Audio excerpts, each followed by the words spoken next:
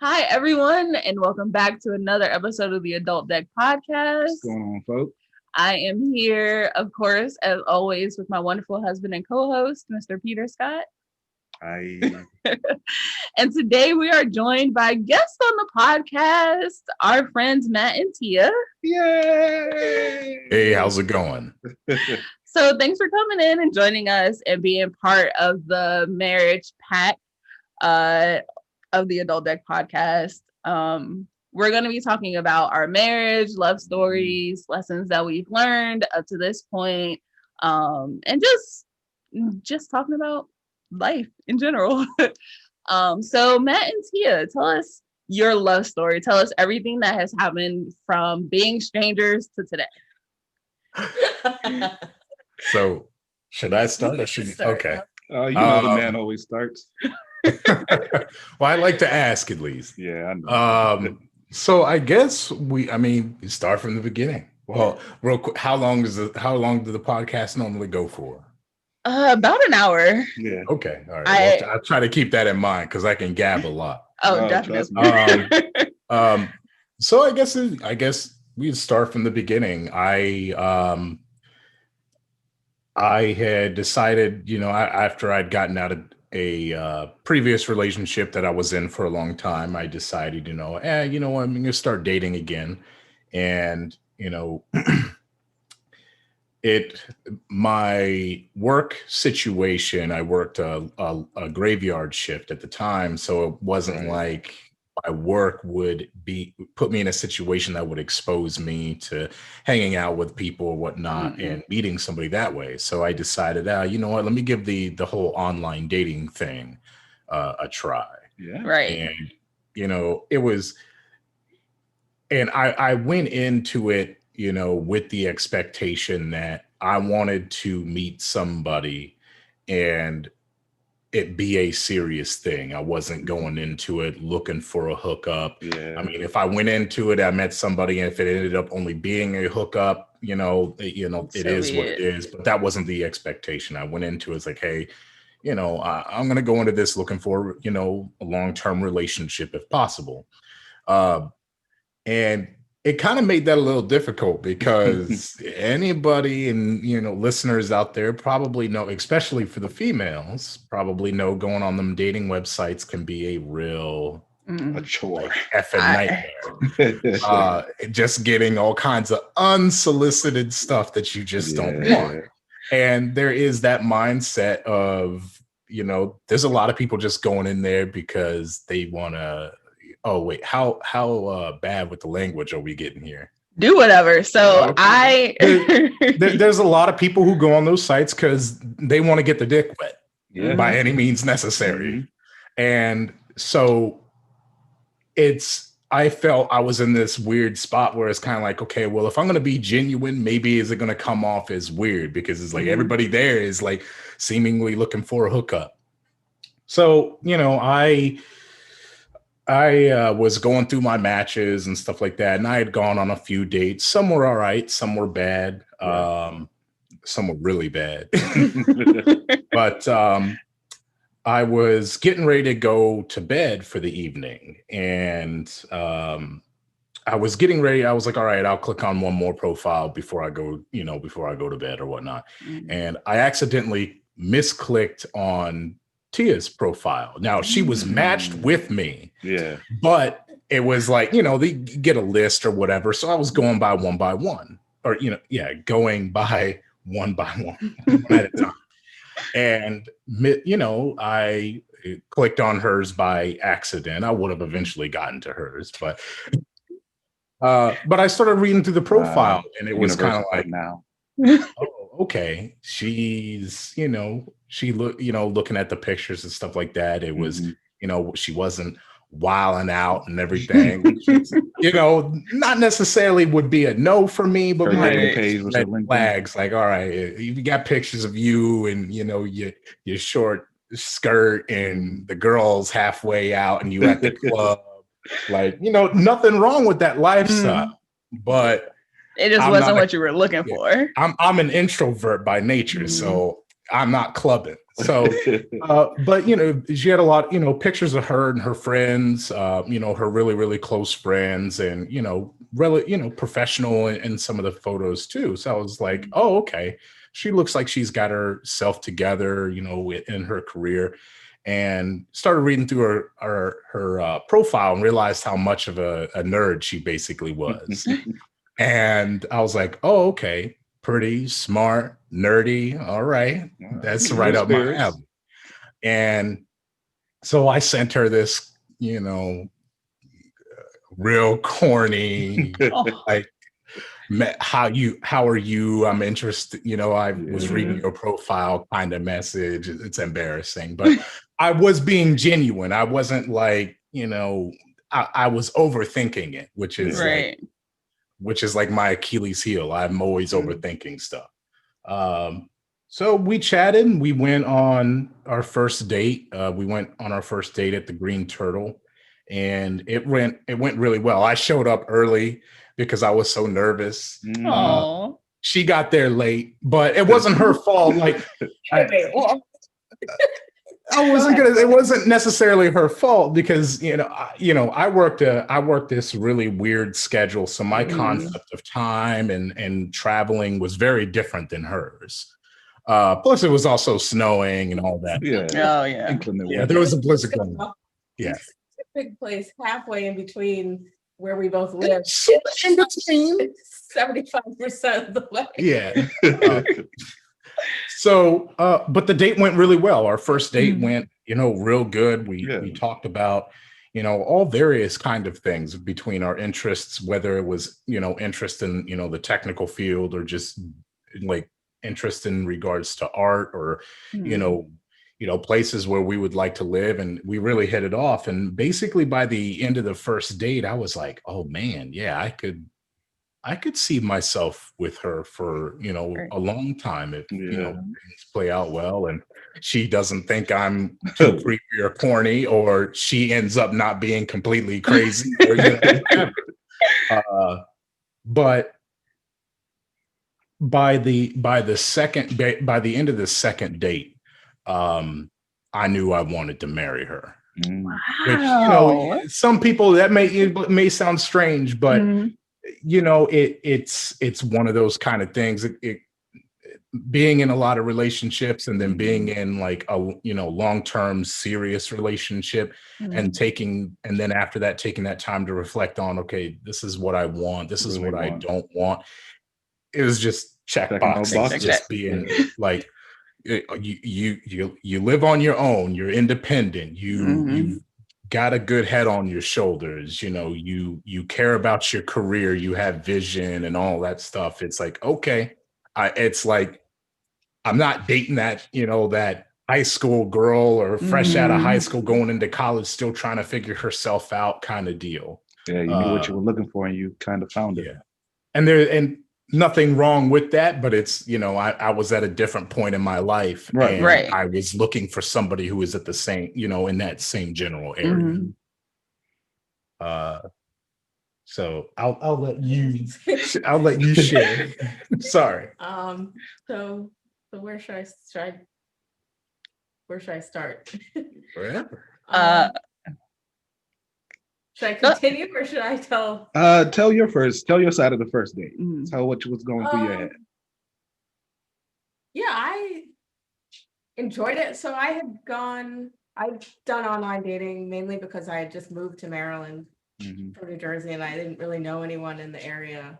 And I was like going home every weekend at the time. And I was like, I can't keep doing this. Like I have to meet people in the area, it's a new place. Gotta make friends here. I would go on dates just to like, try to meet someone, but also explore Baltimore and see the city and stuff like that. And so No. So yeah, I would try to explore, and so it was a good way to meet people. But I had been on several dates before, and some were okay, some were horrible.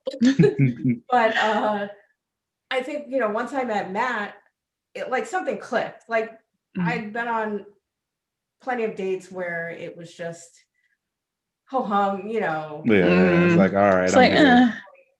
Okay, you're a nice person or whatever. You're not like some weirdo or serial killer or anything like that. But just like, not feeling it. Yeah, Right. it was opposite feeling it. It was. I was like, I guess neutral, or sometimes there would be someone, and I was like, okay, well, this date didn't particularly go bad. Like, why did you ghost me or something like that? But then I realized, like, once I met Matt, like something just literally clicked, and I felt like a connection, and I felt like almost like we had been friends for a while. I know that sounds like very cliche, but and then so I was like, oh, okay, now I actually see like why all these other people who never worked. Yeah, like they probably had clicked with somebody else at some point in their lives. Yeah. And they knew that what they were looking for, and you know, I wasn't it or whatever. But with Matt, it was like, you know, we just instantly clicked. We had, you know, we talked about a lot of things. A lot of like important things too. I mean, and you know, some people, those may be like touchy subjects to not get into, but it was weird. It was you know, I felt comfortable discuss, you know, topics that maybe after you've dated for a few months or, you know, or a year or so, you would kind of like, oh, maybe I should test the waters on this particular subject. And we just kind of felt comfortable just discussing those kind of things kind of willy-nilly, like, yeah, hypothetically, like, would you want to have kids? Not like, would you have kids with me? But what do you feel about kids? Or I know we just met. Could you see yourself marrying me? Kind of. I don't think we went that far. Oh yeah, maybe we didn't go that far. I mean, first date, I could definitely see myself marrying you. That was not kind of the question at that point, but it was definitely like, let's see where this goes first. It's like, all right, I'm not definitely want to, you know, definitely pursue it. Yeah. So. Oh, that's great. So how did things unfold, I guess, after the first date into like getting together? Like you said, Tia, you said you had just moved. So like, how did things, I guess, go and develop afterwards? We went on a second date to the bowling alley. And I accidentally bought 2 pitchers of beer, and Matt found that incredibly attractive. Like, oh yeah. He thought I was an alcoholic. No, I didn't think she was an alcoholic, but you know, we it's between either the first date or the second date, I realized that she actually enjoyed to watch football on occasion. And I'm not like a football buff, but I would sit and watch it because it was enjoyable. Yeah. And you know, previous relationship, the girl who I was with, she didn't like football, which was fine. But she also didn't like to drink, which was fine too. And I'm not a big drinker myself. So she had asked me, it's like, you know, hey, do you want anything, you know, something to drink or something to eat while we were sitting there bowling? And I was like, yeah, I can't remember if I said beer or if I just said or water or something. I can't remember. But then y'all guys remember like Pizza Hut back in the day. Right? They would come out with the pitchers of soda, like the clear pitchers. Yep. So I'm sitting there and I'm, you know, we ended a game. So she went to go get some, you know, some food and refreshments while you know, before we started our second game. And she just plops these 2 pitchers of beer on the table in some cups, and she was kind of laughing, and we had just finished talking about football and how much she likes, you know, the worst team in the NFL, the Patriots. And I was like, oh man, football, beer, nerdy, good looking, smart. Oh, I'm gonna have to. I'll be right back. I gotta go get a ring real quick. I was like, yeah, I'm gonna have to put a ring on that finger at some point.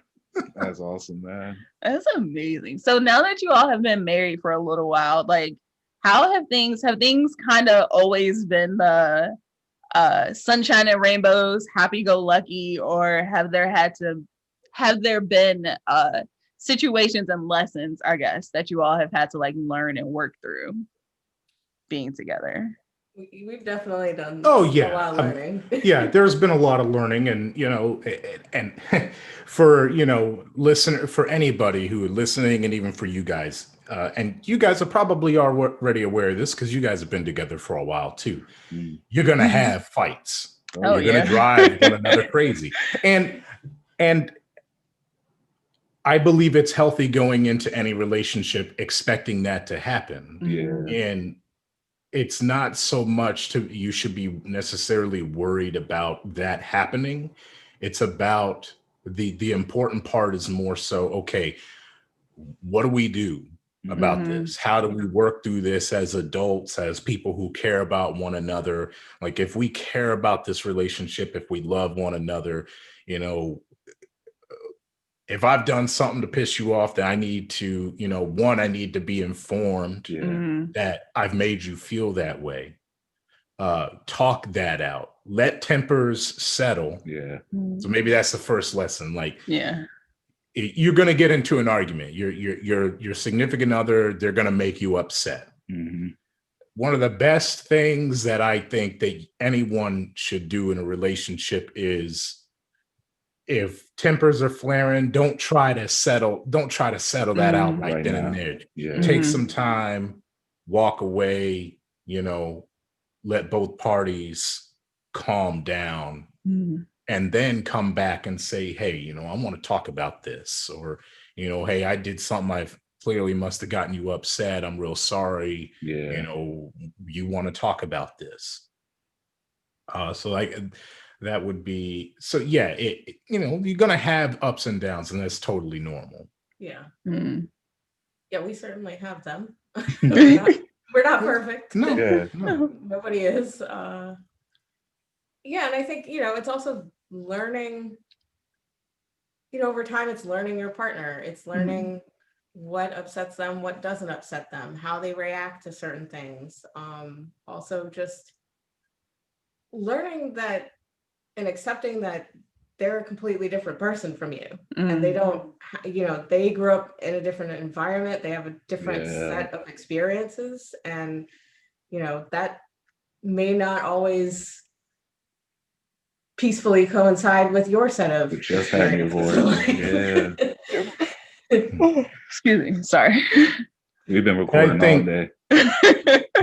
I think too that, unless of course, you know, one particular person's behavior is just extremely toxic or just, you know, really bad, you know, and I know sometimes it's hard, especially if you a stubborn individual, that your way of thinking or your way of how you think things should be done may not always be the right way, or accept that, well, you know, like one of the things we've argued about a lot is like the timetable of expectation on how things get done. And that the root of that from our experiences is that people prioritize things differently. And then based on how they prioritize those things kind of determines when they get done. Like, say, laundry or dishes, for example. You know, if she wants me to do the laundry, I may not prioritize that as high on my list as something else. So it may not get, so where she may have that expectation, like, maybe I'd like to have this done within the next hour or so, based on how I've prioritized it. It may not get done in that hour or whatever. But that said, communication, I think, is important to maybe help set those expectations. Like, if you're getting that vibe, all right, she really needs me to take care of this like right now, but I've got something I really need to do, and maybe I won't be able to get to it tomorrow. You hear it all the time. Oh, you got to communicate.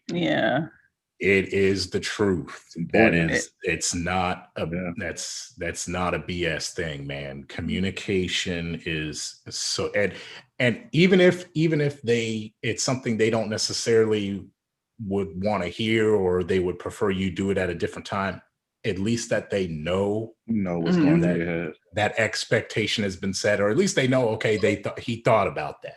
Right. He thought he's aware of it. He's thought about it. Maybe he's planned it. Yeah. I need him to take care of it, or I need her to take care of it. But I now understand where it sits with them, and I can feel confident knowing that it will be taken care of. Yeah. Mm-hmm. So my question with that is like, how do you, as the person asking for something to be done, how do you, I guess, reconcile within yourself that like, okay, I imagine this to get done within an hour, but because my spouse prioritizes it lower, it's not going to get done that soon. So like, how do you deal with the discrepancy, I guess, and like setting and having an expectation for something to be done and then it not being done in that timely manner? Yeah. I think that's where the communication comes in. I think that's where you have to have the discussion. And, you know, after having been locked in a house with Matt for like 9, 10, 11 months now, you know, we've learned that, you know, like each of us would come up with things in our mind and like let that brew and, you know, just explode sort of, and we'd have thoughts about what the other person was going to do or whatever, and we like, on that later predict things about the other person, whether they were going to do something or not do something, trying to feel the other person's feelings for you. Yeah, so if you talk it out, you learn what the other person is actually thinking as opposed to what you were thinking the other person was either thinking or going to do. And that stuff is a trap. Yeah. That stuff can be a trap because it will incite emotions in you. And then there have been times where I've done that and then she'll actually say something and it will kind of like set me off. And I would be totally in the wrong because I created a situation, you know, in my head that I shouldn't have. And it's just, you know, relax. And she mentioned the communication. One of the things that would hopefully come out of that communication is, you know, if there is a discrepancy of the expectation of when that can be done, that communication maybe is like, well, you know, hey, you know, it is very important that we get this done as soon as possible. And maybe then be like, okay, well, I was going to maybe do it this afternoon, but you know what, maybe I'll move some things around so I can take care of that right now. Right. But unless you communicate that, you're not going to know. Yeah. And I know for the guys out there, and in all seriousness, because this is something that I had to learn, is you do have to communicate. You really need to. I know we don't like to talk, but that's something we learn. You save yourself so much anguish, aggravation for both sides. For both sides. If you just take that little bit of extra time to just at least communicate, let them know, you know, this is maybe what my plans are for the day, especially if you're going into the day knowing that, hey, there's these things that my significant other is expecting me to be able to take care of before day's end. At least then they can focus on the things that they need to get done and not be worrying about whether or not you doing something. Right. And then they come nagging you about, well, where are you going to take care of this today? It's like, and maybe it's not the best time for them to be nagging you about that, but if you communicate that with them, then you know to table that for the next. That stuff ain't gonna happen. I would like to add something. The communication thing. No, it's not bad. Like it's actually one of the things I've learned is how you say something matters. Yes. I have not always paid attention to that. And not only does what you say matters, or how and what you say, both of them matter, but how your partner like interprets things matters. So you have to ask them and communicate with them. Like if something is a problem, like a lot of times I would say something to Matt, like asking him to do something because something just needed to be done. And then for him, it was like perceived as nagging. And that got like very draining on both of us. And I'm just like, well, why can't you just do this? Because it needs to be done. So like, we learned that, like, if I ask him, like, well, how can I say this in such a manner that it will, I guess, resonate with you in a positive way instead of being perceived as like a negative. So like, and that's not the same for everybody either. Like how I say something to Matt in which he can perceive it in a positive light is not the same as somebody else. Somebody else might interpret the exact same words, phrasing, and tone in a completely different manner. So part of it is communicating with their spouse how they would like to receive a message from you. Makes a lot of sense. You can effectively communicate your needs to the other person rather than just telling them. Yeah. Right. Like, and thinking that like I'll be honest, a lot of guys, we don't like to be told to do something. Oh boy.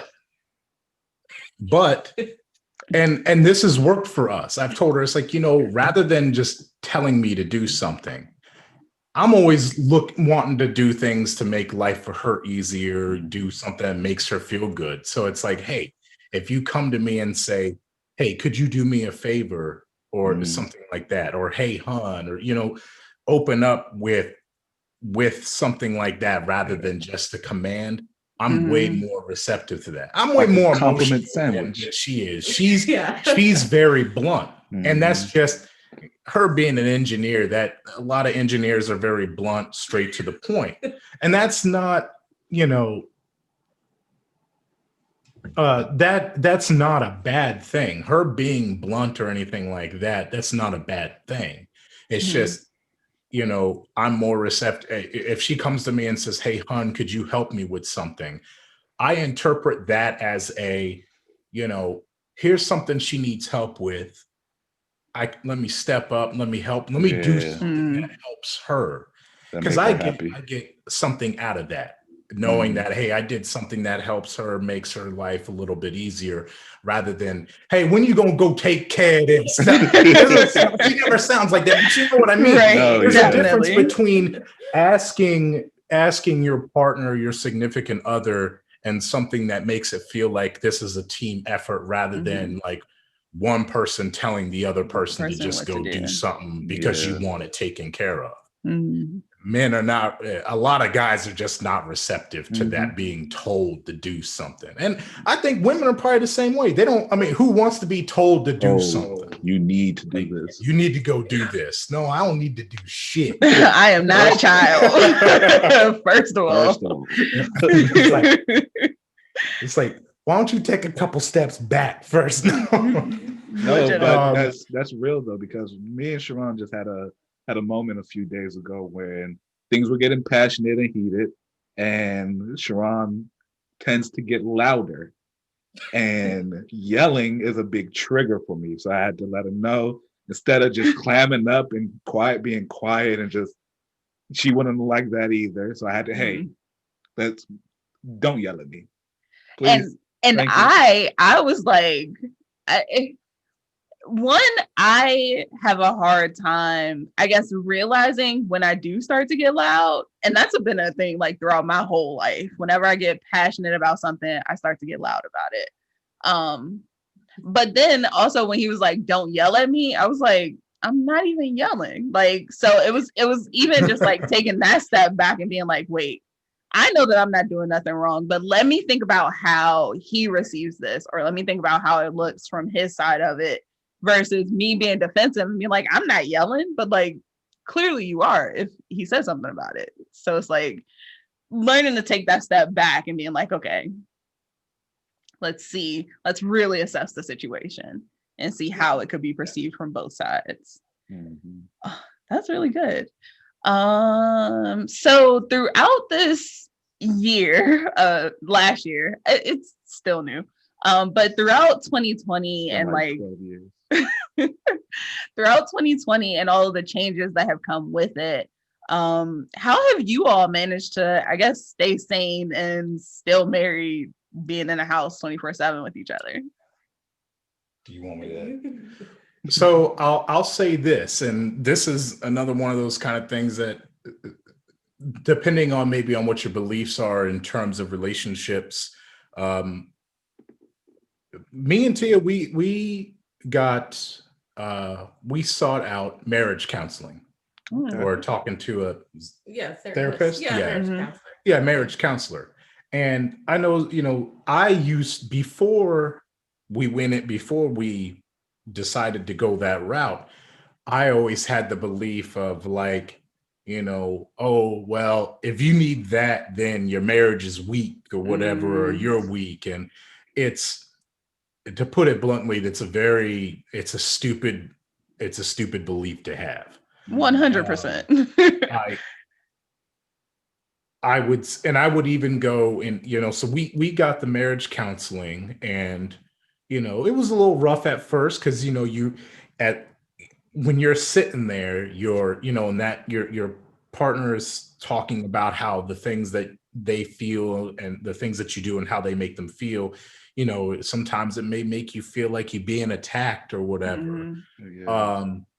But then as time goes on, you do learn about, okay, this is how this individual is more receptive. This is how my actions or inaction makes that other person feel. It was great. And I would say, I would like to think we would still be married had, even if we didn't get it, but I look at it as it is something I believe that saved our marriage. And I would recommend it to anyone, whether it's real rocky, or maybe you're starting to see, some issues, and maybe you've made some attempts to talk it out. And I would, even if your relationship is strong, I would still recommend it, because there were a lot of things that we talked about that we already knew we saw eye to eye on, but it created an environment where questions would be asked that, oh, that's something I didn't think about. And there's a lot of opportunity of growth in that relationship there. So I would highly recommend, going out if you're married or whatnot, it is, get marriage counseling or couples counseling. And I think it's been amazing. And that's kind of how we made it through the COVID crap and being stuck at home. Yeah. And I want to say, I think one of the main takeaways that I took from it, Matt and I personally have always been pretty good at, like, when we fight about stuff, like, we're good at eventually resolving it in some, neat manner. But one of the things I learned was that, about us anyway, is that, like, the whole complete communication part wasn't quite there. Like, we thought we were communicating with one another, and we thought we were listening to one another, but we weren't really, or not as much as we should. And, we learned how to listen to one another. We learned how to more effectively communicate with one another. So that's why I agree wholeheartedly with everything Matt said. And I agree that, and I think that, like, even if you are in a fairly stable relationship, just to learn more about your partner. I mean, there were a lot of questions that we had to go through. We had to go through, like, lists of questions that we would, like, conversational questions, Love language is what they called them. Yeah, there's that. But then, there was other questions, like, I don't know, they were like hypothetical type questions. And a lot of them, I mean, some of them were like first dating or just general relationship kind of questions. But there were a lot of other questions that were a little bit deeper that we just never had even discussed or even thought of discussing. Really? I mean, I can't think of anything off the top of my head right now. I know one that I was surprised about when we went through marriage counseling before we got married. At least one of the questions on the paper was, how would you feel if you lost a child? And at the place where we were about to get married, giddy, happy, that never even crossed our mind. It's like, how would we react if we did lose this hypothetical child? So at least that's one that stuck out for me. Yeah. It's also one of those, to me, that's one of those questions that are like, you think you might know how you would respond. Yeah. Right. But it's one of those things like you're not going to know until you cross that road. And until you have to cross that bridge. Yeah. But yeah, I think, overall now we definitely have a much healthier relationship. And yeah, that's great. So if you guys don't mind elaborating, was there something that kind of like A catalyst. A catalyst. Thank you. A catalyst to like, okay, we need to go seek outside resources? Or was it just like, there's a lot going on in the world, we should probably seek some help before something goes awry?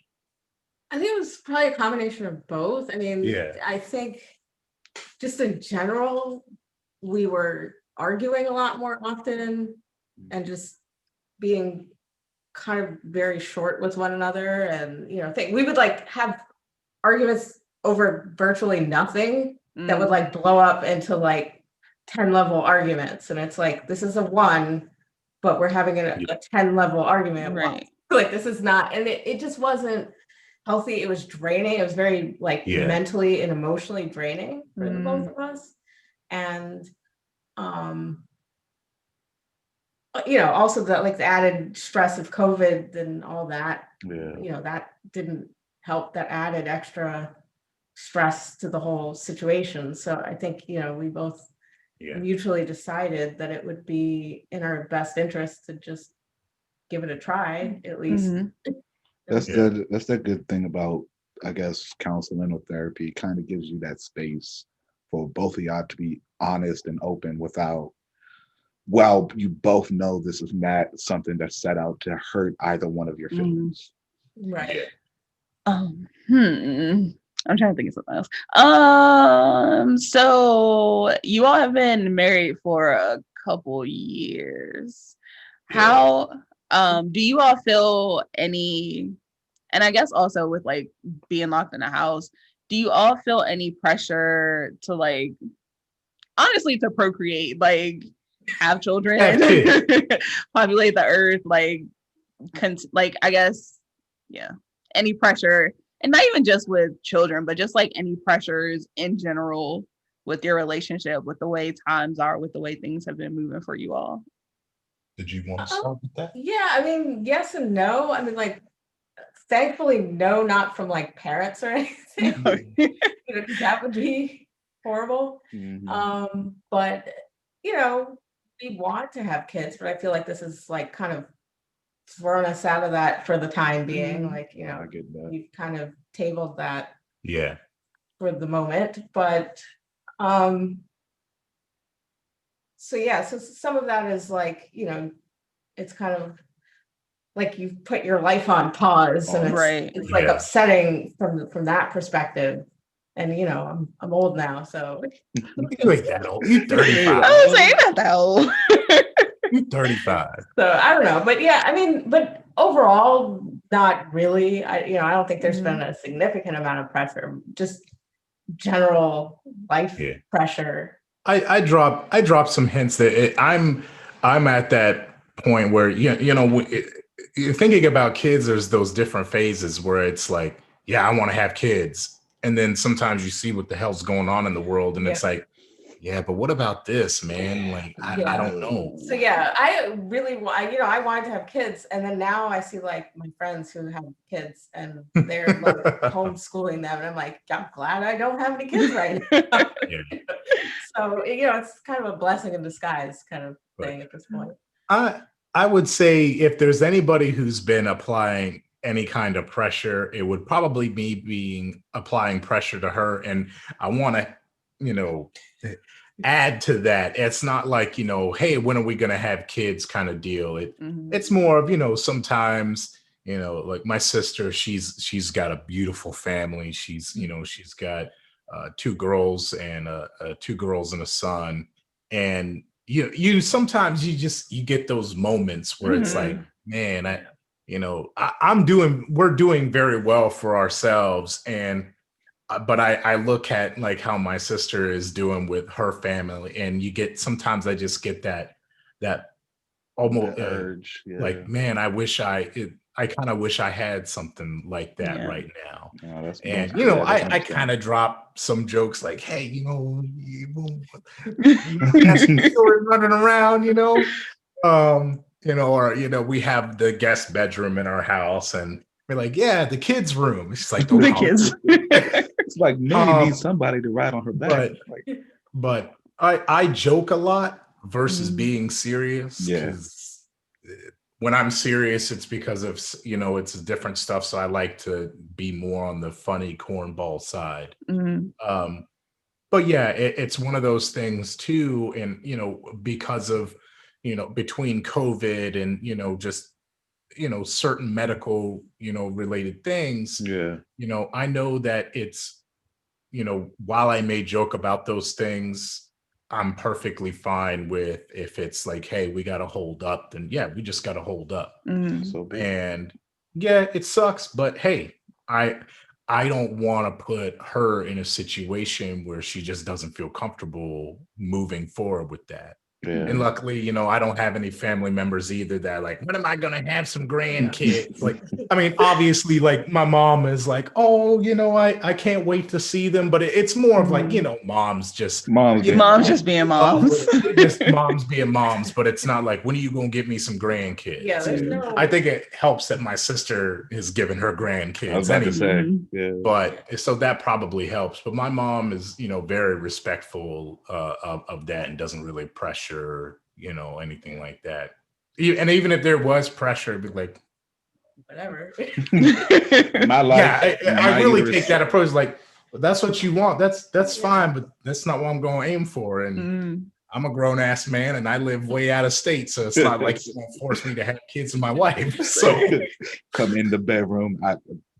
Come on. Be like, that's not a good baby making position. That's hilarious. Leave. I can't perform under pressure. Excuse me. So what are some things that you all, I guess, just like really, truly, honestly enjoy doing together? But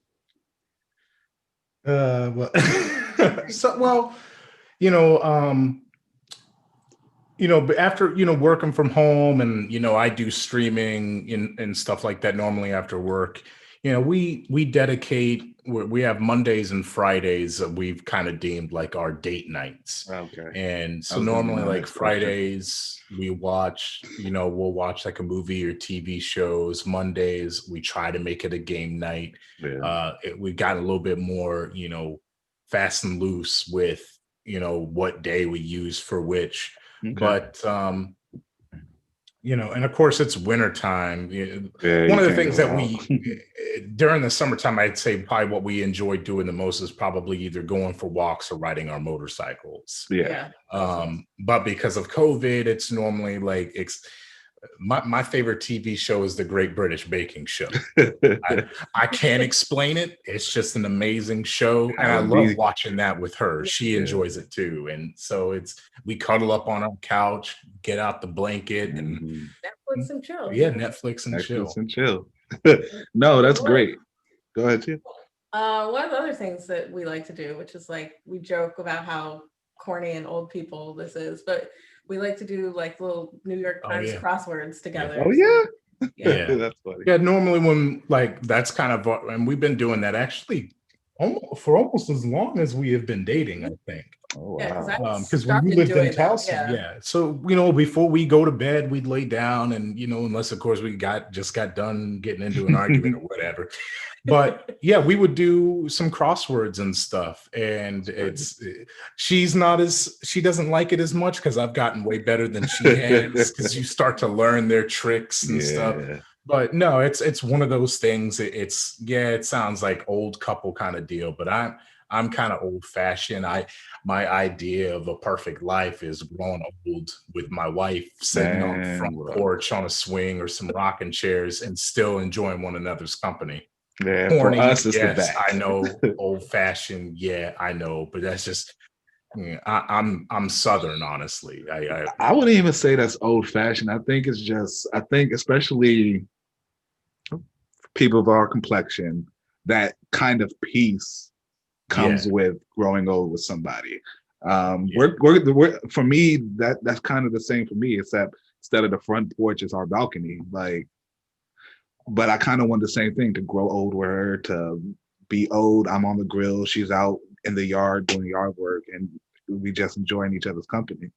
Um, Same for us when so COVID started, we couldn't go out much. So Sharon was real big on date night. So I had to kind of figure that out. So for her, she brought painting in. So we started painting a lot more. We have this, I guess, canvas with a bunch of different numbers on it that correlate to what color you should use. So it's like a puzzle, but with painting. Paint by numbers? Yeah, paint by numbers. That's what it's called. She buys it. I just do it. But we also do movie nights on Fridays and Saturday. We just finished going through the Matrix trilogy. She watched that for the first time. Yeah, love those movies. Those are great. I'm ready for the fourth one to come up. Oh yeah, that's right. There's the fourth one. I forgot about that, man. And we're about to start going through the Blade trilogy. That's my favorite trilogy. Oh yeah. So yeah, she got to watch that. That's good. The second one is my favorite. The first one's all right. Second one's really good. Third one kind of teetered off. Kind of teetered off, but that second one, oh my goodness. Oh yeah. And then we started playing video games a lot. Like I've started streaming during COVID. So you started her podcast. But when we do play games together, it's Borderlands. I don't know if you heard of it, but it's a first-person shooter, and you can co-op with that. And we will spend hours just playing Borderlands. Yeah, we can't do video games together. We've tried that. That doesn't work. It gets real competitive. Don't work too well. She's really bad at it, and I'll get frustrated. I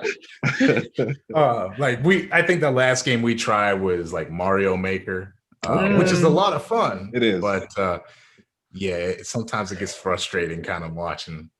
But you know, I'd rather watch Mario Maker than play it, to be honest.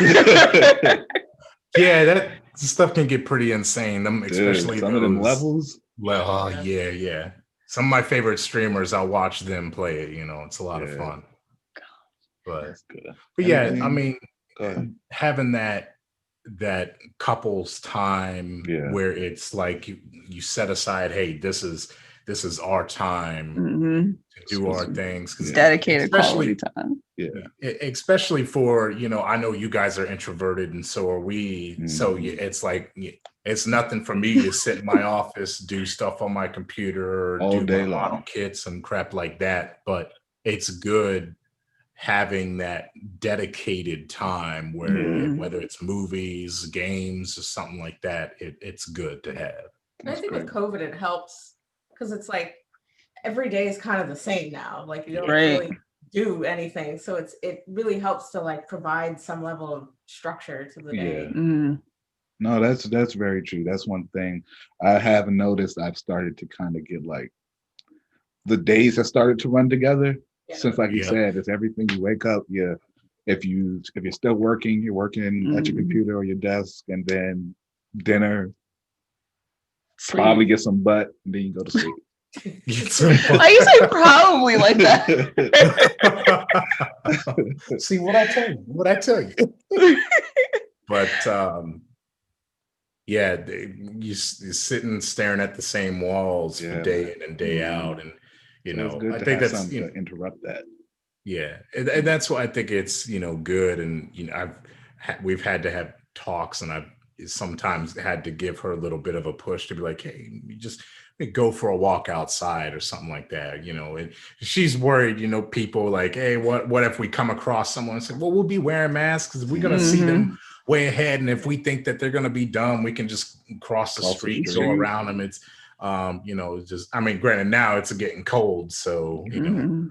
Okay, my last question for me at least is, as introverts, how have you still held on to your own quality time to not feel like you're underneath each other all the time.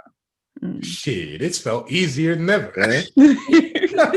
This whole COVID thing has been an introvert's like wet dream. It's like, yeah, it's their wet dream. Like there's no pressure to be like, hey man, let's go out and go club and go party. And no, I want to sit home and do my nerd shit. Here. Like now everybody's enjoying that life. It's like, no pressure. But yeah, I think, personally, like individually, like you have your streaming. Like, he has his time, and you also have like a schedule sort of for that. So and then like I'll just go off and do like programming and stuff in my spare time, and it tends to sort of overlap with his streaming time. So either one of us doesn't feel like, oh man, like I miss my wife, or she's over there ignoring me. I don't have anything to do, but they're preoccupied. So it's nice, we both have our own little individual hobbies, but then we'll come to, we do have dedicated time to come together and have together time as well. So that's awesome. Okay, my last two questions. One, what is you all's love language? And the last question, just to wrap everything up, is just like, what lessons would you give to somebody else who's going out into the dating world? You all met online, so what would you, I guess, say to somebody who is online dating, trying to find something serious but keeps coming up short, I guess? So, okay, first question, your love language, and then the second question, any advice? I don't remember what they were specifically. Yeah, really? I can't remember exactly. Like, yeah. You have hints? Yeah. So words of affirmation, acts of service, quality time, physical touch. Of service, right? No, mine was it physical contact is one of those? Physical touch. Yeah. Or it was like, it's a mix of, it was like a balance between physical contact and words of affirmation or something like that. Okay, cool. Yours actually was, sir. Yours was. Oh yeah, okay, acts of service. She likes shit being done. Where I'm like, I want to hold you, or I want to hear I love you, or I want to tell you I love you. Where the kiss is at? I was about to say, tell me I'm pretty. Grabbing there, something like that. Definitely. And as far as advice for like people out there going back into the dating pool, it's almost like two little pieces of advice that may sound contradictory. One, I would say go in there and don't get discouraged, I guess, if you can't find every, Mr. or Mrs. Perfect. They don't exist. They don't exist. Yeah. But then I guess the other piece of advice that may sound kind of contradictory is, don't settle for like stuff that you don't want. No, try to go in there thinking about what it is that you really want for yourself. Like what do I want for myself? How do I want to feel? It's like you said earlier, you kind of had a checklist when you were looking. And I would say, especially if you've been in multiple relationships, think about those things. Think about like the arguments you might have had, where you might have messed up, where you felt they may have messed up, and you have messed up. Oh yeah. Right. Don't think that you haven't. Yeah. And take that time to reflect on, all right, I know this is something that I don't like. And then go into the dating with the expectations that no, nobody's perfect. That Disney princess movie Prince does not exist. Yeah. And if he exists, it's only going to be for the first couple of weeks. About to say, why he's trying to convince you. It's like, oh, that Prince Charming is there. Once that Prince Charming comes into your house and he's able to take the shoes off and relax for a bit. Oh. I'd say it's rough, or it can be, and I would just say keep trying. You may find someone, you may not. It's not guaranteed. I mean, just because it happened to work out for us doesn't mean it's going to work out for everybody. Yeah. And I hadn't really been in too many relationships, any like serious relationships before. So I would say for those people, like, use it as a learning experience. I mean, whether you've been in a lot of relationships or not, use it to grow. Use it to, you know, like I said, I was using it to like explore the city that I lived in. Also just use it to find out more about yourself, what you like, what you don't like. It's a good learning experience. I mean, it gets draining and exhausting over time, but you know, there's a lot that you can learn about yourself in the process. That's good. That is good. I'd probably also say too, you know, I know there's probably people out there who kind of go into the dating scene thinking that they need someone else to help them, need someone else in order to be fulfilled in life. And, you know, that may not always be the case. Like, you don't always have to be beholden to somebody else to feel like your life has meaning. Yeah. It's perfectly fine to be single too. Yeah, it's perfectly fine to be single. You got parents pressuring you. It's like, listen, we're different people. Like, yeah. So if you're kind of in that boat or whatever, you know, do what it is that you want for yourself. No, I agree. Definitely. I think that's it. Well, thank you all for joining us. Thank you all for talking about your love story and sharing all of these tidbits of information with us. I really appreciate you coming on and sharing with us. Oh, our pleasure. Pleasure. Thank you. Gosh. All righty. And this has been another episode of the Adult Deck podcast. Please join us. We will be here next week with another wonderful couple to share their story and talk to us a little bit. Until next time. It's been real, y'all. Bye. Hey everybody, co-host Peter stopping by to say thanks for watching and to let you know if you like this video, check out last week's video and the playlist with all of our episodes. Don't forget to like, share, and subscribe, and hit the bell to be notified when our vlogs, podcasts, and gameplays drop. It's been real, y'all.